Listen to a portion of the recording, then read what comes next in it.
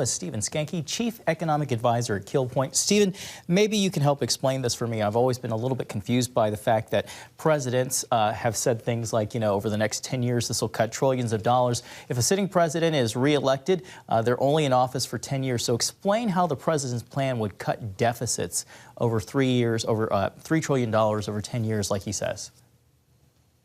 Well, it shows a program of higher taxes that continue to grow over time. He eliminates some waste and fraud. He improves collections through the IRS by increasing the IRS budget by 15% in the budget that he's put up there. And so then it's assumptions that they continue to move along the direction that he has outlined in his budget. And lo and behold, when you project it out over 10 years, there's $3 trillion in deficit reduction savings. But as we know, this president is in office for 2 more years unless he's reelected, and whoever comes after him will have his own budget ideas. And even if he's reelected, the Congress is going to decide what they do with revenue increases or tax cuts. I mean, we've seen tax cuts a number of times, as recently in 2017. So it's a little bit of smoke and mirrors when when any president stands up and says what you just asked.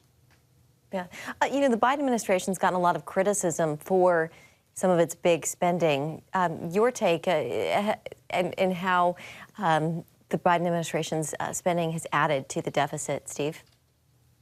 Well, it has, Jenna, and the problem that we have with inflation right now is, at least in part, the massive fiscal stimulus that was put into the economy in 2020 and 2021. And for a $25 trillion economy in fiscal year 2022, we had $1.4 trillion deficit fiscal stimulus, current year estimated to be $1.6 trillion. In the president's new budget, $1.8 trillion, which is remarkable when you have the economy at 3.5 or 3.4% unemployment,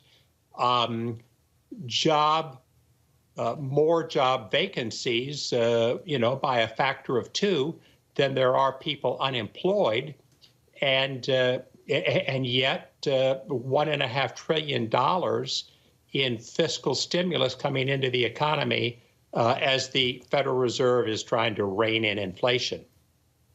All right, Steve Skancke, we have to leave it there. Steve Skancke with Keel. Thank you so much. Good to see you this evening. Thanks, Steve.